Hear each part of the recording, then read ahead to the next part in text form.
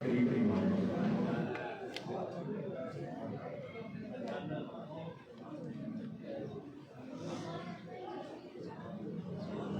میں قریب نماز کے جو احکامات ہیں وہ عام حالات سے کچھ مختلف ہیں۔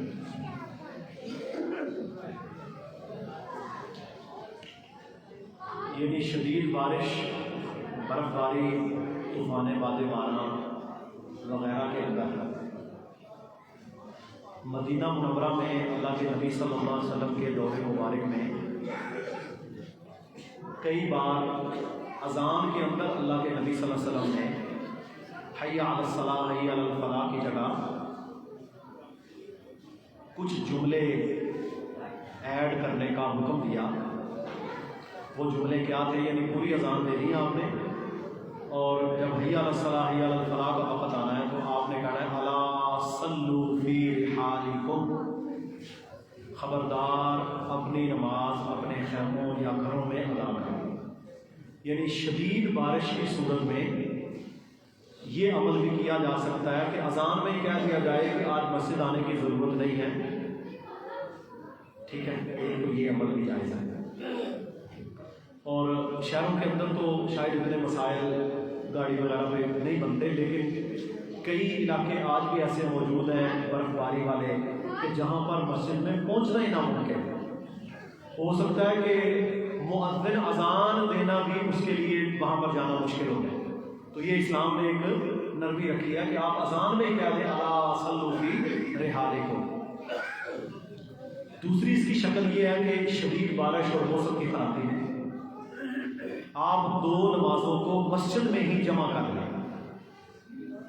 ہم کئی دفعہ بھی کر رہے ہیں آج کل، شدت ہے، مغرب کے ڈیلے کر کے ساتھ عشاء ہے، اسے بولتے ہیں جمع سوری صاد کے ساتھ۔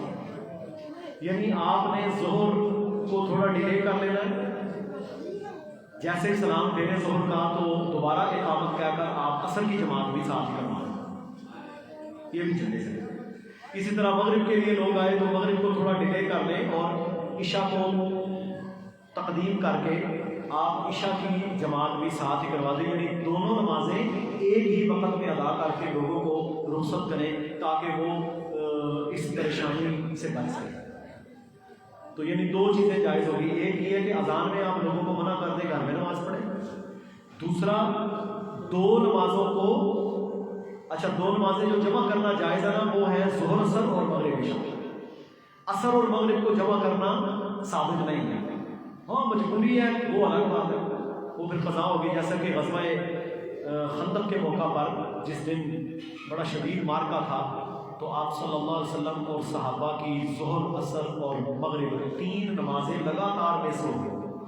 ظاہرہ جنگ جاری ہے، وہاں چھوڑ کر جائے ہی نہیں جا سکتا تھا، تو جس وقت آپ صلی اللہ علیہ وسلم جنگ میں نرمی آئی کیونکہ اس وقت راتوں کو ذرا نہیں لڑا جاتا تھا، تو آپ صلی اللہ علیہ وسلم نے فرمایا کہ یا اللہ ان مشرکوں کے گھروں کو آگ سے بھر دے، ان ظالموں نے میری عصر کی نماز فوت کرا۔ یعنی آپ صلی اللہ علیہ وسلم کو اتنا رنج تھا، تو پھر کیا ہوا؟ پھر رسول اللہ صلی اللہ علیہ وسلم نے سارے صحابہ کو وضو کرنے کا حکم دیا، اور پھر آپ نے پہلے نمبر پر ظہر کی جماعت کروائی، حالانکہ سورج غروب ہو چکا ہے، مغرب کے بعد کا وقت ہے، آپ نے پہلے کسی جماعت کروائی ظہر، پھر عصر، پھر مغرب، یعنی ترتیب جو نمازیں رہتی تھیں وہ ساری ہوئی۔ تو اس سے یہ ثابت ہے کہ ظہر عصر اور مغرب عشاء کو بارش کی وجہ سے بھی جمع کیا جا سکتا ہے، یہ آسانی دینی چاہیے لوگوں کو۔ اور اسی طرح بہت ہی زیادہ شدید حالات ہوں تو اس میں اذان کے اندر یہ جملے الا صلوا فی رحالکم یہ بھی آپ کہہ سکتے ہیں۔ جی اور کسی کا کوئی سوال؟ السلام علیکم۔ اگر کوئی مسجد کے لوگ نمازی نماز پڑھ رہے ہیں اور جناب صاحب دنیاوی گلاں اچھی اچھی کر رہے ہیں، وہ واسطے کیڑی حدیث اور کس کتاب سے جائے؟ مسجد کے اندر دنیاوی گفتگو، مسجد کے اندر بحث و مباحثہ، بحث و تکرار یہ کرنا جائز نہیں ہے، کیونکہ مساجد بنی ہے نماز کے لیے، اللہ کے ذکر کے لیے، اللہ کے دین کے کاموں کے لیے، درس و تدریس، واعظ، نصیحت، سوال و جواب، یہ سارے امور تو نماز کے اندر جو دنیاوی گفتگو کرتا ہے یہ بہت بری بات ہے، اس سے بچنا چاہیے۔ رسول اللہ صلی اللہ علیہ وسلم نے بھی اس سے منع فرمایا۔ حضرت عمر رضی اللہ تعالیٰ عنہ کے دور میں کچھ لوگ طائف سے آئے اور ان لوگوں نے مسجد کے اندر بحث شروع کر دی کسی ذاتی مسئلے میں، آواز بلند ہوئی تو سیدنا عمر اس وقت امیر المومنین تھے، انہوں نے ان دونوں کو بلانے کا حکم دیا اور پھر ان سے کہا کہ کون ہو تم لوگ؟ انہوں نے کہا جی ہم مہمان آئے ہیں طائف سے۔ تو انہوں نے کہا اگر تم طائف سے نہ آئے ہوتے تو میں تم لوگوں کو اس جرم میں درے مرواتا، کوڑے مرواتا کہ تم نے مسجد کی جو عزت ہے اس کو پامال کیا اپنی آواز بلند کرنے کے ساتھ۔ تو یہ آپس کا بحث و تکرار یا دنیاوی باتیں یہ مسجد میں نہیں کرنی چاہیے، ان سے بچنا چاہیے۔ اللہ تعالیٰ کہتا ہے نا کہ وَأَنَّ الْمَسَاجِدَ لِلَّهِ فَلَا تَدْعُوا مَعَ اللَّهِ أَحَدًا، مسجدیں تو اللہ کی ہیں، ان میں اللہ کے علاوہ کسی کو مت پکارو۔ اور پھر دوسرے نمبر کے اوپر فرمایا کیا آپ لوگوں نے ان لوگوں کو دیکھا کہ جو لوگ لوگوں کی کو نماز سے روکتے ہیں؟ أَرَأَيْتَ الَّذِي يُكَذِّبُ بِالدِّينِ فَذَلِكَ الَّذِي يَدُعُّ الْيَتِيمَ فَوَيْلٌ لِّلْمُصَلِّينَ، ہلاک ہو گئے وہ نماز پڑھنے والے۔ تو نمازوں سے روکنا، پھر مسجدوں کو آباد کرنے کی بجائے یہ بربادی کرنے والی بات ہے۔ مسجدوں کی آبادی کا حکم ہے، بربادی کا حکم نہیں ہے۔ تو یہ برحال اس کی تعزیری سزا بھی دی جا سکتی ہے اگر وہ بھی نہیں ہو۔ اس وقت نمازی نماز پڑھ رہے ہیں اور دوسرا ساتھی بہت اونچی آواز میں نماز پڑھ رہا ہے، میرے جو رکاوٹ بن رہا ہے اور اس ہاں دیکھیں اس میں یہ ہے، میں نے یہ جمعے کے اندر بیان کیا ہے کہ ایک تو ہوتا ہے بالکل منہ بند کر کے زبان اور ہونٹ بھی نہ ہلے، یہ بھی تسبیحات ہیں۔ دوسرا یہ ہے کہ اتنی بلند آواز سے آپ اپنی نماز پڑھنا شروع کر دیں کہ ساتھ والا پریشان ہو، درمیانہ اعتدال رکھیں، اعتدال رکھنا چاہیے، اس طرح نہیں کرنا چاہیے کہ دوسروں کو تکلیف ہو۔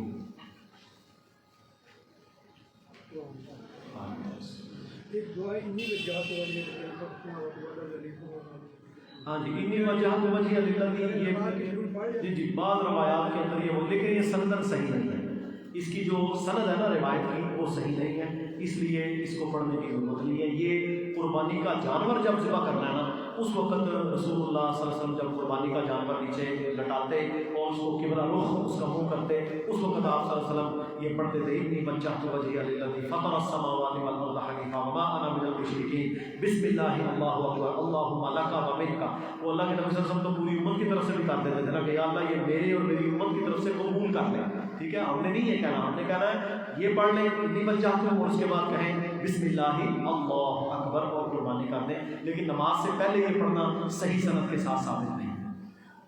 مقروض آدمی جڑا ہے وہ واسطے کی دعا ہوا اور زیادہ وقت کیڑا بہتر ہے؟ ہاں مقروض جو آدمی ہے اس کے لیے سب سے بہترین دعا جو تشہد میں پڑھی جو میں نے سکھائی ہے، اللہم انی اعوذ بک من عذاب القبر، اور اس میں آخر میں نا اللہم انی اعوذ بک من المأثم والمغرم، یا اللہ مجھے گناہ اور قرض سے پناہ عطا فرما۔ ایک تو یہ ہے۔ دوسرے نمبر کے اوپر مقروض آدمی جو ہے وہ یہ پڑھے انا للہ و انا الیہ راجعون اللہم اجرنی فی مصیبتی و اخلف لی خیرا منہا، یا اللہ میں بھی ہم سب تیری طرف سے ہیں، تیری طرف ہی ہم نے لوٹ کے جانا ہے، یا اللہ مجھے میری اس مصیبت پر اجر عطا فرما اور میرے لیے اچھا نعمت بدل دے۔ پھر ایک اور دعا ہے طبرانی کے اندر اللہ کے نبی صلی اللہ علیہ وسلم نے سکھائی کشادگی رزق کے لیے، اللہم انی اسألک من فضلک و رحمتک، یا اللہ میں تجھ سے تیرے فضل اور رحمت کا سوال کرتا ہوں،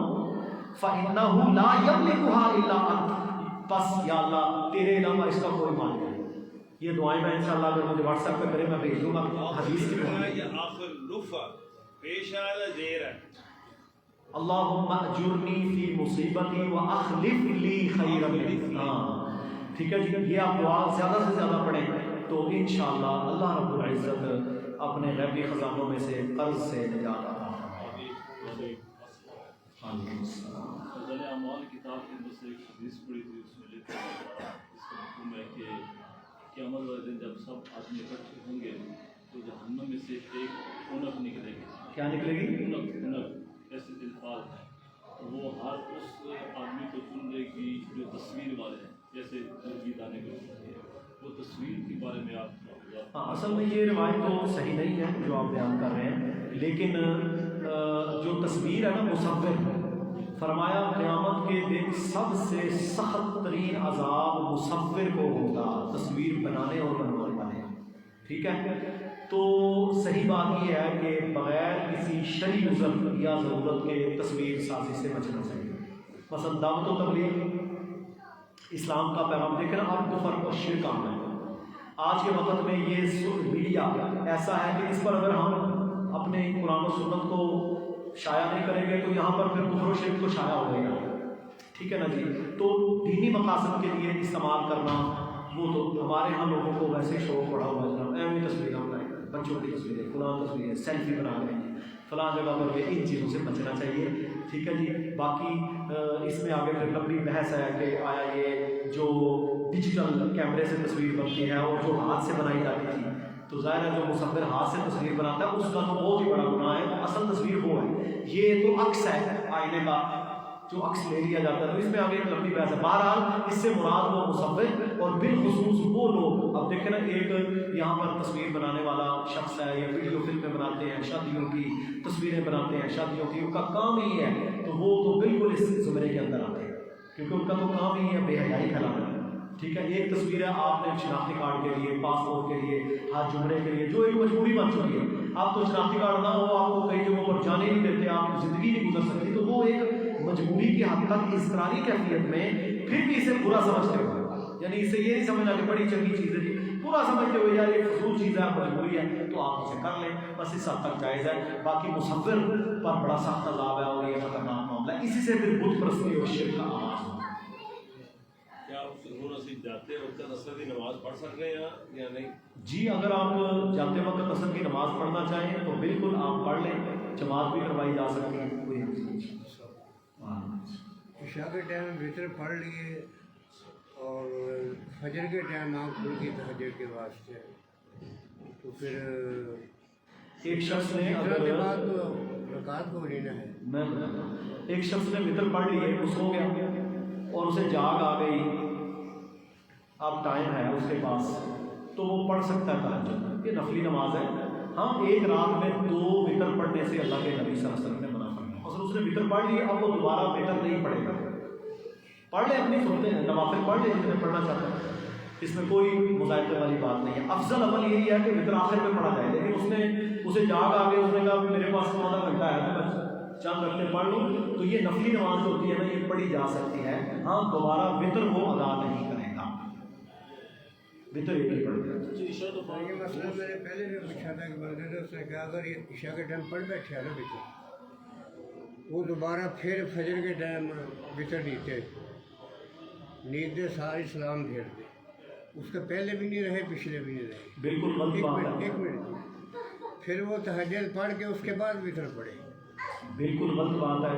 یہ تو نعوذ باللہ نماز کا اینٹیڈوٹ اس نے بنا دیا ہے کہ جناب ایک جو پڑھی ہے اس کو ختم کرنے کا کیا طریقہ ہے. بالکل بدعتی اور فضول بات اس نے کی، اس کی کوئی حیثیت نہیں. ایک دفعہ اس نے وطر پڑھ لی ہے، وہ اب دوبارہ وطر نہیں پڑھے گا، سمپل اس کا حال ہے. جی عشاء فرض بعد 2 سنتاں اور ایک وطر پڑھ کے کیا نماز مکمل ہو جائے گی؟ دیکھیں جی، عشاء کی نماز 4 رکعت ہے. یہ سارے لوگ اپنے دماغ کے اندر بٹھا لیں، نماز عشاء 4 رکعت ہے بس. باقی جو 2 سنتیں مطلق پڑھتے ہیں نا وہ عشاء نہیں ہے، وہ تو نفل نماز ہے. یہ کچھ نوافل اللہ کے نبی صلی اللہ علیہ وسلم نے نا مختلف نمازوں کے ساتھ ایڈ کی ہے. ٹھیک ہے. اسی طرح وطر عشاء کی نماز نہیں ہے، وطر رات کی نماز ہے. وطر رات کی نماز ہے. رسول اللہ صلی اللہ علیہ وسلم نے وطر عشاء کے ساتھ بہت کم پڑھے. آپ تو پڑھتے ہی سنو تہجد کے بعد، اور پھر جو تہجد نہیں پڑھ سکتا اس کے لیے بھی آپ نے یہ ترغیب دی کہ تم سونے سے پہلے وطر پڑھا کرو. یعنی عشاء کی نماز پڑھو، 2 سنتیں پڑھو، گھر چلے جاؤ، 11 بجے سونے کا وقت ہے، وضو کرو، وطر پڑھو. ٹھیک ہے نا جی. تو وطر عشاء کی نماز نہیں ہے. ایک عشاء کی نماز 4 رکعت. باقی جو 2 سنتیں مؤکدہ ہیں یہ نوافل ہیں، 12 رکعت نوافل جو رسول اللہ صلی اللہ علیہ وسلم نے سکھائے، ترغیب دی کہ بھائی جو یہ بھی پڑھے گا، یعنی 2 فجر سے پہلے، 4 ظہر سے پہلے، 2 بعد میں، 2 مغرب کے بعد، 2 عشاء کے بعد، تو اللہ رب العزت اس کے لیے جنت میں محل بنائے گا. ٹھیک ہے. یہ ترغیب ہے، یہ نفلی نماز ہے ساری، لیکن یہ وہ نفلی نماز ہے جو تاکیدن ہے، یعنی اس پر اللہ کے نبی صلی اللہ علیہ وسلم نے کچھ تاکید کی، لیکن یہ فرض نہیں ہے. فرض وہی ہے جو اللہ نے آپ پر فرض کر دیا. اب اس میں تھوڑا سا ڈفرینشیٹ کر لیتے ہیں ہم. فرض کا چھوڑنا، فرض کا ترک کرنا کبیرہ گناہ اور کفر ہے. جو بندہ فرض نماز چھوڑ دیتا ہے وہ کبیرہ گناہ کا مرتکب ہے، اور حدیث میں ہے کہ وہ کفر کرتا ہے۔ نفل کا چھوڑنا کفر نہیں ہے۔ ہاں ایک بندہ ہمیشہ نفل سنتے پڑھتا ہی نہیں ہے تو وہ بہت بڑی اجر اور نیکی سے محروم آدمی، وہ محروم آدمی، اور پھر کل قیامت کے دن جو اس کے فرضوں کے اندر یا عبادت میں نقص، کمیاں، کمزوریاں، جس طرح ہم جتنے کوئی ہیں تو خیالات آ گئے، وسوسے آ گئے، جلدی میں پڑھ لی بغیر، تو یہ پھر نوافل جو ہوں گے نا آپ کے یا سنتیں جو آپ نے پڑھی ہے یا تہجد پڑھی ہے، تو ان سے پھر اللہ سبحانہ تعالیٰ وہ کمیاں کوتاہیاں آپ کی پوری کر دے گا، ضرور پڑھنی چاہیے۔ لیکن فرض اصل میں عشاء کی نماز 4 رکعت ہے، مغرب 3 رکعت ہے، تو یہی ہے۔ ہمارے ہاں جو عشاء کی 17 رکعتیں یا مختلف جو رکعتوں کے کیلنڈر چھپے ہوئے ہیں، صحیح بات ہے کہ دین سے اس کا کوئی تعلق نہیں ہے، نہ ہی تو سنت میں یہ 17 رکعتیں ہیں۔ باقی عشاء کی نماز کے بعد مصنف ابن ابی شیبہ کی صحیح روایت ہے، فرمایا جو شخص عشاء کی نماز کے بعد 4 رکعتیں ایک سلام کے ساتھ پڑھے، 4 رکعتیں، یہ بھی نفلی نماز ہے، ایک سلام کے ساتھ پڑھے، یعنی عشاء کی طرح ہی ہے، ظہر اثر کی طرح ہی، تو اس شخص کو لیلۃ القدر میں حجر اسود کے پاس کھڑے ہو کر عبادت کا ثواب ملے گا۔ یہ ترغیب ہے، یہ بھی صحیح روایت ہے۔ یہ تو بھائی آپ کی چوائس ہے کہ آپ عشاء کی نماز کے بعد کتنے نوافل ادا کرنا چاہتے ہیں، تو آپ یہ 4 رکعتیں بھی پڑھ لیں۔ اچھا یہ 4 رکعتیں آپ عشاء کی نماز سنت موقع ادا کرنے کے بعد بھی پڑھ سکتے ہیں، تو یہ تو جتنا جتنا کوئی شخص پڑھتا جائے گا، لیکن کوشش کرنی چاہیے کہ وہی رکعتیں ادا کی جائیں جو حدیث میں موجود ہیں۔ میں نے آپ کو بتا دیا عشاء کے بعد 4 رکعتیں ایک سلام کے ساتھ پڑھنا، اس نیت کے ساتھ کہ مجھے لیلۃ القدر میں عبادت کا ثواب ملے حجر اسود کے پاس، تو وہ ضرور پڑھ سکتا ہے، ٹھیک ہے، اس نیت سے پڑھے گا انشاءاللہ اسے اجر دے گا۔ تو یہ چیز ہے۔ باقی اگر کوئی شخص 4 فرض پڑھتا ہے، 2 سنت موقع ادا کر کے وہ آ گیا گھر میں، رات سونے سے پہلے اس نے وتر پڑھ لیے یا تہجد کے بعد وتر پڑھ لیے، اس کی عشاء 100% مکمل ہے، اس میں کوئی شک شبے والی بات نہیں۔ فرض تو بعد 4 سنتیں پڑھنیاں، فرض کے بعد یہ 4 رکعتیں نفلی نماز ہے، نفلی نماز 4 ہاں جی، ایک سلام کے بعد، ایک سلام کے ساتھ، جس طرح ظہر اثر پڑھی جاتی ہے۔ تے جڑی یہ 4 سنتیں پہلے غیر موقع 2 کر کے پڑھنیاں، جڑیاں غیر پہلے سنتا نے وہ تسی 2 کر کے پڑھ لو تے افضل ہے۔ جراموں دے اوتے مسا اور 2 طریقہ، ہاں، جرابوں اور موزوں پر مسا کیا جا سکتا ہے۔ جراب کو عربی زبان میں کہتے ہیں جورابین۔ آپ نے فجر کی کتنے سنتیں پڑھی ہیں جی، اللہ کے نبی صلی اللہ علیہ وسلم نے فجر کی کتنے سنتیں ادا کی؟ رسول اللہ صلی اللہ علیہ وسلم نے فجر کی 2 سنت ادا کی ہیں، 2 رکعتیں۔ آپ نے ایک بھی سنت نہیں پڑھی، آپ نے 2 نفل پڑھے ہیں اور 2 فرض پڑھے، ہمارے لیے وہ سنت۔ انہوں نے کس کی یہ تو چلو ایک ٹیکنیکل بات ہے، سنت تو جاری ان سے رہی ہے نا، انہوں نے کیا اصل پتہ کیا چیز ہے، یہ ٹیکنیکل بات ہے، اس طرح کہہ رہے ہیں کوئی مسئلہ نہیں۔ اچھا جی، جراب کو کہتے ہیں جورابین اور موزے کو کہتے ہیں تساخین عربی زبان میں۔ جرابوں پر اور موزوں پر مسا کرنا بالکل جائز، درست اور سنت ہے، بشرطے کہ آپ نے وہ جرابیں یا موزے وضو کر کے پہنے، پیشاب پخانہ ہوا کا خارج ہو جانا، آپ مسے تک وضو کریں اور ان کے اوپر چاہے ایک ہاتھ دونوں پہ پھینک دیں، چاہے دونوں پھینک دیں اوپر والی سائڈ پر۔ 1 دن اور 1 رات مقیم کے لیے، یعنی ہم اپنے شہر میں ہیں تو 1 دن اور 1 رات ہم مسا کر سکتے ہیں۔ مثلاً آپ نے اگر فجر کی نماز کے وقت وضو کر کے جرابیں پہنی ہیں تو اگلی فجر کے وقت آپ نے اتارنی ہے، پھر سونپا۔ اس کے دوران اگر آپ جنوبی ہو گئے تو پھر آپ کو غسل کرنا پڑے گا، پھر مسا ختم، ٹھیک ہے۔ مسافر کے لیے یہ 3 دن اور 3 راتیں ہیں، مسافر کے لیے 3 دن اور 3 راتیں ہیں، اس میں وہ مسا کر سکتا ہے، ٹھیک ہے۔ اس میں جرابیں ٹخنے سے، گھٹے سے، آج کل ایک چھوٹی سی جرابیں نکلی ہوئی ہیں، لوگ نا پتہ نہیں وہ نیا ہی طریقہ نکل آیا ہے، وہ چھوٹی سی جراب ہے، وہ ٹخنے سے نیچے رہتی ہے، وہ جراب نہیں ہے، کیونکہ جس نے گٹا نہیں ڈھانپا وہ جراب نہیں ہے۔ جراب ہوتی ہے جو ٹخنا ڈھانپ لے، تو جس نے یہ جراب پہنی، اب اس میں نا بعض لوگ شرط لگاتے ہیں کہ اتنی موٹی ہو کہ اس سے اتنے کلومیٹر سفر کیا جا سکے اور اس میں یہ نہ ہو وہ نہ ہو۔ او بھائی بات یہ ہے، یہ شرطیں میری اور آپ کی ہیں، یہ شرطیں حدیث میں کوئی ہیں، یہ شرطیں حدیث میں کوئی ہیں۔ جو جراب ہے نا، جسے آپ کہتے ہیں یہ جراب ہے، اس پر آپ مسا کر سکتے ہیں۔ اچھا، رسول اللہ کے دور میں جو جرابیں بنتی تھیں وہ آٹومیٹک مشینوں پر بنتی تھی، وہ تو کھڈی پر بنتی تھی۔ اچھا، جو کھڈی پر جو جراب بنتی ہے وہ تو کافی کھلی کھلی سی ہوتی ہے، چاہے وہ ان کی کیوں نہ ہو، یعنی وہ اتنی فائن نہیں ہو سکتی جس طرح آج ہماری ایک بڑی زبردست قسم کی جراب ہے. تو اس لیے جراب کے اوپر مسح کر سکتے ہیں ایک دن ایک رات، یہ اللہ کی طرف سے ایک آسانی ہے، بالخصوص اس شدید سردی کے اندر بزرگوں کے لیے، مریضوں کے لیے، عام بندے کے لیے بھی ہر نماز میں پاؤں دھونا تو اللہ نے ایک آسانی دی ہے. تو آپ اس آسانی سے فائدہ اٹھائیں اور اس کو اختیار کریں. الحمدللہ میں پوری سردیوں میں، ہم نے لمبا عرصہ مغرب میں رہے ہیں، وہاں پر اتنی شدید سردی مائنس کے اندر، واللہ پتہ چلتا تھا کہ اس سنت کا کتنا بڑا اجر ہے اور کتنی بڑی فضیلت اور کتنا فائدہ ہے انسانیت کو. ورنہ یقین کریں بندہ تو ٹھنڈے پانی کے ساتھ پاؤں دھو کر نمونی کا شکار ہو جائے اور اسے چل پلین وہ بیماری ہوتی ہے، ادھر پھول جاتی ہے، سوزش ہو جاتی ہے، یہاں تک مسئلہ بن سکتا ہے. تو بہرحال یہ جائز ہے، سنت ہے، اس پر کوئی عمل کرنا چاہے تو ضرور کرے، ضرور کرنا چاہیے. اچھا کہ بندہ کھپے اپنا کر دینا مقبول ٹھیک نہیں تو آپ دیکھیں نا، آپ نے ہاتھ گیلے کیے، یہ دونوں ہاتھ اس طرح کر رہے ہیں اور دونوں پر کر رہے ہیں، کوئی حل نہیں. جب انسان خراب کرتا اگے تے کچا مٹی کا روڑا ہوندا سی، وہ وٹوانی کر لینا سی کہ جنہوں شک ہے کہ وہ کپڑے کا استعمال کر سکتا، کپڑے کا استعمال کرنے تو بعد وٹوانی شکل دے وچ وہ جس وقت کہ میرا قطرہ نہ گرے، پھر اس تو بعد اگر کوئی قطرہ گر جائے تو واسطے کی. ہاں دیکھیں یہ جو اس میں دو شکلیں ہیں.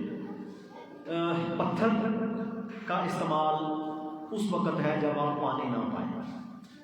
کپڑے کا استعمال، کپڑے کا، پتھر کا، ٹشو کا استعمال اس وقت ہے. تو بعد استعمال کرنا نا، میں بتا رہا ہوں، استعمال کر کے میں بتا رہا ہوں جب آپ کے پاس پانی موجود ہے پھر آپ بٹوانی نہیں کریں گے. جی جی جی جی یہ سارے پانی کے نیم البدل ہیں. مثلا وہ بندہ پانی موجود ہے لیکن آپ پہلے جناب پتھر اور وہ لیں. ایک تو ہوتا ہے ٹشو کا استعمال کرنا مجبوری کی وجہ سے، کوئی شخص بیمار ہے وہ پانی یوز نہیں کر سکتا وغیرہ وغیرہ، یا اس نے اپنے پیشاب والی پخانے والی جگہ کو پانی سے دھو لیا، اب خشک کرنا چاہتا ہے تو ٹوائلٹ ٹشو آج کل وہ چلتے ہیں جس طرح وہ یوز کر لے، کوئی حرج نہیں. لیکن صرف پتھر، مٹی کا روڑا استعمال کرنا اس وقت تھا جب پانی موجود نہیں. مثلا آپ نے باہر کھیتوں میں قضائے حاجت کی تو آپ وہ یوز کر لیں، ٹھیک ہے. تو جب پانی موجود ہے آپ کے پاس پھر آپ کے لیے کوئی شرط نہیں ہے کہ آپ ساتھ اس کے کپڑا یا بٹوانی نہیں کریں گے، ٹھیک ہے. یہ ایک اصول ذہن میں رکھ لیں. اب دوسرا مسئلہ آ گیا پیشاب کے قطروں کا. جتنے ہمارے مرد ہوتے ہیں نا 40-45 سال کی عمر کے بعد، بالخصوص اوور 60 جو ہیں، ان میں پروسٹیٹ کا مسئلہ بن جاتا ہے جو وجود ہوتی ہے. اکثر مردوں میں پیشاب کا مسئلہ، پیشاب پر کنٹرول نہ ہونا، یہ ایک عمومی چیز ہے. تو ایسے لوگ جو ہیں، ان لوگوں کا مسئلہ یہ ہے کہ وہ اچھے طریقے سے اپنی شرمگاہ کو دبا کر قطرہ جو ہے وہ نکال دیں. اگر اس کے باوجود بھی ان کے قطرے کنٹرول میں ہی نہیں آ رہے، ایک تو یہ ہے کہ کوئی ایک آدھا نکلتا ہے تو اس کے لیے حال یہ ہے کہ وہ نماز سے وہ آدھا گھنٹہ پہلے پیشاب کرے گا، انڈر ویئر اچھا پہن لے، اس کے نیچے ٹشو رکھ لے، اسے پتہ ہے میں 2-4-10 قدم چلوں گا، 15 منٹ میرا وہ جو نکلتا ہے نکل جائے گا. اس کے بعد دوبارہ وہ استنجا کر کے اپنا وضو کر لے، جس کو کوئی ایک آدھا قطرہ آتا ہے. اب ایسا بزرگ یا ایسا شخص جس کو لامتناہی سلسلہ ہے، پیشاب پر کنٹرول نہیں ہے یا بار بار قطرے آ رہے ہیں، وہ 2-4 منٹ بھی نہیں نکال سکتا، تو وہ استحاضہ والی عورت کی طرح ہے جس کو خون کے بعد لیکوڈ یا رطوبت جاری ہوتی ہے، یا لیکوریا والی عورت ہے. تو ایسے عورت کا اور مرد کا کیا حکم ہے کہ وہ ہر نماز کے لیے تازہ وضو کریں، اپنا زیر جامہ یعنی انڈر ویئر پہنے، اس میں کوئی ٹشو وغیرہ رکھ لیں، تازہ وضو کیا، ٹشو رکھا، اس کے بعد وہ اپنی نماز پڑھتے رہے. چاہے نماز کے دوران بھی ان کا کوئی قطرے نکلتے رہے، ان کی نماز ہو جائے گی، کیونکہ اس کی آئی مجبوری، وہ تو سلس البول اسے کہتے ہیں، یعنی اس کا بول روک ہی نہیں رہا. جی وہ اس کے لیے جسے شک ہو، وہ اس کے لیے رسول اللہ صلی اللہ علیہ وسلم نے فرمایا، ترمذی نے حدیث ہے کہ جسے شک ہو نا، پتہ نہیں میرے کپڑے کوئی پلید نہ ہو گئے ہوں یا قطرہ نہ لگ گیا ہو، تو اسے چاہیے کہ وہ اپنے شرمگاہ سے کپڑا اٹھا کر اس شلوار یا تہبند جو جگہ ہے اس پر ایک چھینٹا مار لے، وہ مار لے آپ، ٹھیک ہے. لیکن جس کا پیشاب کنٹرول ہی نہیں ہے وہ ہر نماز کے لیے فریش وضو کرے. اسی طرح مستحاضہ والی عورت ہے، اسی طرح جن خواتین کو حیض کے علاوہ مسائل ہیں، بلیڈنگس کے ایشوز ہیں، تو وہ ان کے لیے یہی حکم ہے کہ وہ ہر نماز کے لیے فریش وضو کریں اور اپنا وہ پیر ٹشو جو ہے وہ ہر دفعہ چینج کر لیں اور اپنی نماز ادا کریں.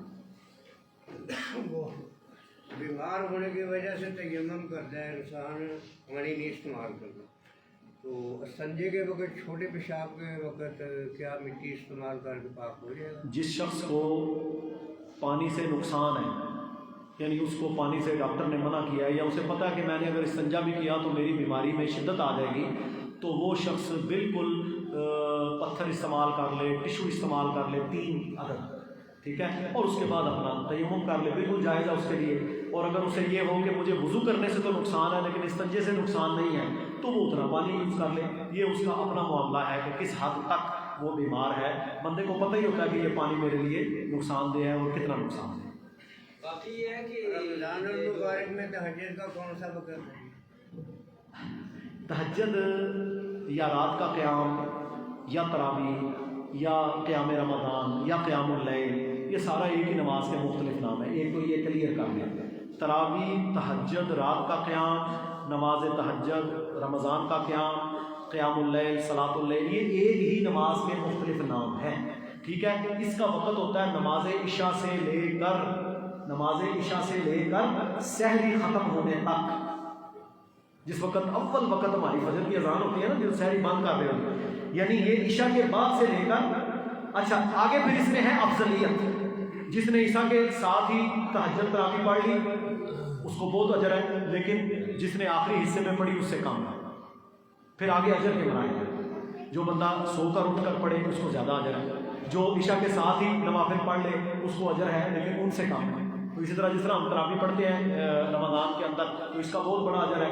اس کے اجر میں اصل میں فضیلت ایک اور اللہ کے نبی صلی اللہ علیہ وسلم نے یہ فرمائی ہے، فرمایا جو جماعت کے ساتھ رات کا قیام کرتا ہے، اصل یہ فضیلت ہے، جو جماعت کے ساتھ نماز تراویح پڑھے اور جماعت کے ساتھ ختم کرے۔ یہ نہیں کہ 4 رکعت پڑھ کے ٹوٹ گیا، 8 پڑھ کے ٹوٹ گیا، 6 پڑھ کے ٹوٹ گیا اور وطر اپنے پڑھ، نہیں، وہ جماعت کے ساتھ اس نے شروع کی اور انجام بھی اپنا کب کیا، مکمل جماعت وطر پڑھ کے فارغ ہوا، فرمایا وہ ایسے ہے گویا پوری رات عبادت میں رہا۔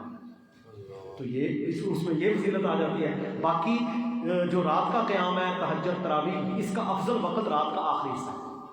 ماجی 92-93 سال دے ہے، کہندے مٹی دا روڑا لیا کے دو، انہوں نے لیا کے دیتا، وضو بھی کر لیندے ہیں بھی ٹھیک ہوئے، نہ تو بھی ٹھیک ہوئے تو تیمم کر لیندے ہیں۔ جی جائز ہے، وہ میں نے پہلے بتا دیا ہے کہ اس اتنی عمر کے بزرگ 92، تو اس میں اللہ تعالیٰ نے صحت دے اور خیر کے معاملے پہ رکھے، تو اس میں یہ ہے کہ وہ بالکل اگر مٹی کا روڑا استعمال کر لیتے ہیں ٹھیک ہے، لیکن مٹی کا روڑا جو ایک بار استعمال ہو گیا اسے بار بار نہیں یوز کرنا، یعنی کہ تیمم کے لیے، ہاں تیمم کے لیے ٹھیک ہے، اس میں کوئی، اس میں مٹی کے روڑے سے بہتر ہوتا ہے کہ آپ ایک پرات کے اندر یا ایک پلیٹ کے اندر آپ صاف مٹی یا ریت رکھ لیں اور اس کے اوپر ہاتھ مار کے پھر تیمم کیا جا سکتا ہے۔ مقتدی تیسری چوتھی رکعت میں ہے، امام صاحب پہلے سجدہ کر کے اٹھے دوسری رکعت کے لیے، وہ ہاتھ کس وقت بند ہے؟ امام صاحب کی آواز آئے یا اس نے ساری بن لی، امام صاحب جو یہ اٹھے ہی اللہ اکبر ہی کہا ہے، انہیں امام صاحب نے بندے نہیں ہاتھ، وہ پہلے بن لے گا پھر ٹوٹ جائے گی یا رہے گی۔ اصل میں پتہ کیا ہے، ایسی کنڈیشن میں جب امام ابھی سجدے سے اٹھ رہا ہے تو اسے چاہیے کہ وہ 5 سیکنڈ کے لیے توقف کرے، جب امام کھڑا ہو جائے پھر اس کے ساتھ مل جائے، یا پھر ایک اللہ، دیکھیں اس میں 2 دفعہ انڈرسٹینڈنگ یہ کریں۔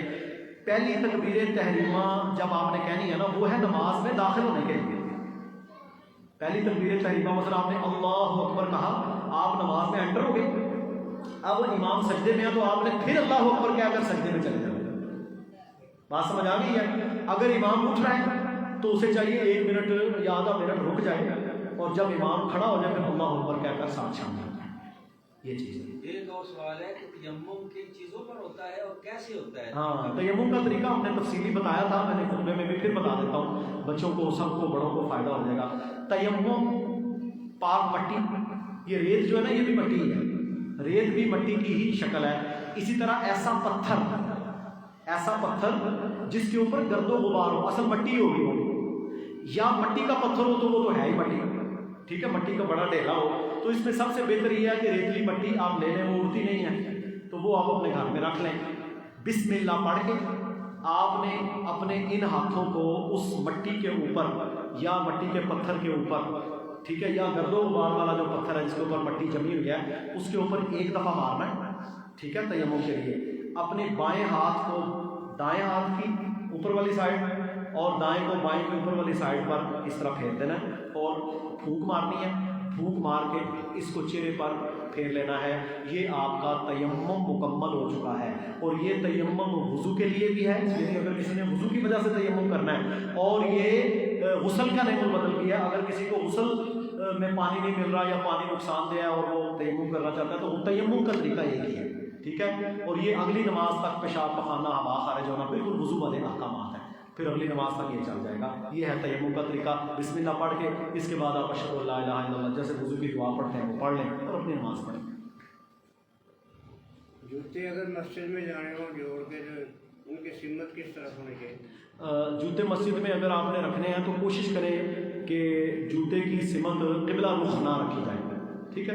لیکن اگر کسی جگہ پر کوئی ایسی چیزیں پڑی ہوئی ہیں تو اس کا کوئی ایسا معاملہ خرابی والا بھی نہیں ہے کہ آپ جوتا کس طرف رکھتے ہیں یا کیا ہے، اس میں کوئی ایشو نہیں. لیکن یہ ہے کہ ان کو اگر جوڑ کے آپ رکھتے ہیں تو اس میں ایک چیز کا دھیان ضرور رکھنا چاہیے کہ وہ جوتا ناپاک نہ ہو، نجاست نہ لگی ہو. بعض لوگ وہ نجاست والا جوتا لے کے کارپیٹ پہ رکھ دیتے ہیں، یہ بھی درست نہیں. اگر کوئی آدمی پیسے دے، وہ کہے کہ میری نیت ہے کہ اس کو کسی متعین جگہ سے لگا دے، وہ نام ہی لے لے، تو پھر آگے جس کو دے وہ اپنی مرضی سے اس کو صرف کر سکتا ہے؟ دیکھیں اس میں دو شکلیں ہیں. اگر کسی نے کوئی رقم دی ہے اور اس نے تعین کرنے کا حکم دیا ہے یا شرط لگائی ہے تو پھر بھائی اس کو متعین ہی لگایا جائے گا. اس کو آپ کہیں اور نہیں لگا سکتے الا کہ وہ جگہ ہی باقی نہ رہے. مثلا وہ کہتا ہے جی مجھے فلاں جگہ پر وہاں پر اب کام ہی نہیں ہے یا وہ سسٹم ہی نہیں ہے تو پھر آپ لگا سکتے ہیں. دوسرا اس سے اجازت لے لی جائے. ٹھیک ہے. دو ہی شکلیں ہیں. تو یہ چیز ہے. باقی یہ ہے کہ بیت المال ہے اگر تو بیت المال کے اندر اگر معاملہ ہے تو پھر وہ عمومی فنڈ کو آپ کئی جگہوں پر لگا سکتے ہیں. لیکن بیت المال میں بھی اس بات کا خیال رکھا جاتا ہے کہ جس مال کا تعین ہو جائے گا کہ بھائی میرا یہ مال کا آپ نے پنکھا لینا ہے تو وہ پھر پنکھا ہی لیا جائے گا. کچھ لوگ خطبے کے دوران آ کر سلام لکھتے ہیں. ہاں خطبے کے دوران ہاتھ ملانے سے گریز کرنا چاہیے. خطبے کے دوران کوئی آئے آ کر السلام علیکم کہتا ہے آپ اشارے سے جواب دیں جیسا کہ نماز کے حقوق سے خطبے کے دوران بولنا نہیں ہے. ہاتھ ملانے سے اجتناب کرنا چاہیے. سردی میں کچھ لوگ یہاں تک ٹوپی پہنتے ہیں. کوئی حرج نہیں. اگر کوئی شخص یہاں تک بھی ٹوپی پہنتا ہے کوئی حرج نہیں. اور بعض لوگ کہتے ہیں جی سجدے کے دوران تھوڑا متھا ننگا ہونا چاہیے. اس کی بھی کوئی شرعی دلیل نہیں. بات یہ ہے کہ جب آپ کارپیٹ کے اوپر سجدہ کر رہے ہیں، اس کے نیچے فرش ہے، فرش کے نیچے گیڑا ہے، کہیں اب تو ماشاءاللہ یہ ہماری بیسمنٹ ہے، نیچے مٹی تو پتہ نہیں کتنی دور ہے. ٹھیک ہے. تو یہ شرطیں جو ہیں یہ کوئی ان کی حیثیت نہیں ہے. آپ نے ٹوپی وہ آگے بھی لی ہوئی ہے. اصل مقصد اللہ کے سامنے جھک جانا ہے اور اپنی پیشانی کو یا وہ اوپر ٹوپی آ رہی ہے اس کو ٹکانا ہے زمین کے ساتھ. آپ دیکھیں نا ہمارا یہ انڈر لے پتہ نہیں کتنے سٹیپس ہیں، مٹی تو پتہ نہیں 20 فٹ نیچے جا کے آ گئی. تو اس لیے وہ بندہ کہ میں نے جتنا مٹی دے اتنے متھا نہیں لگا اس کی نماز نہیں. یہ ساری وہ شرائط ہیں جو ناممکن آپ میں سے ہیں. اب حرم مکہ مدینہ میں آپ چلے جائیں وہ کتنی بیسمنٹس بنی ہوئی ہیں. تو اس لیے ٹوپی اگر آگے بھی آ گئی ہے آپ کی نماز ہو جائے گی. آپ پڑھیں کوئی ٹینشن نہیں. ماتھے کو ننگا کرنے کی ضرورت نہیں ہے. انچی 1.5 انچی موٹی نال تو متھا پورا لگتا بھی نہیں نا. اب دیکھیں یہ تو ہو گئی وہ چیز کہ آپ اب یہ ٹوپی جو ہے بال کی جڑ نہ نظر آوے جی یہاں سے لے کے دیکھیں یہ جو ٹوپی ہے نا یہ ٹوپی تو کوئی بھی آگے رکھ کے نماز پڑھ ہی نہیں سکتا. تو جو عام ہماری پشم کی جس طرح یہ بچے نے پہنی ہوئی ہے اب یہ پشم کی ٹوپی ہے کوئی حرج نہیں. باقی یہ جی کہ بال کی جڑ نیچے لگنی چاہیے اس کی بھی شرعی دلیل کوئی نہیں. یعنی کسی حدیث میں یہ نہیں آیا کہ بال کی جڑ تیری زمین کو لگنی چاہیے، کوئی ایسی دلیل نہیں ہے. اللہ کے نبی کی یہ حدیث موجود ہے ترمذی ابن ماجہ کے اندر کہ آپ صلی اللہ علیہ وسلم نے ان لوگوں کو جنہوں نے پگڑی کس کے باندھی ہوئی تھی، اور پگڑی آپ کو پتا ہے وہ تقریباً پیشانی کا کچھ حصہ بھی کور کرتی ہے امامہ. آپ نے جن لوگوں نے پگڑی باندھی ہوئی تھی آپ صلی اللہ علیہ وسلم نے ان کو پگڑی پر مسح کرنے کی اجازت دی.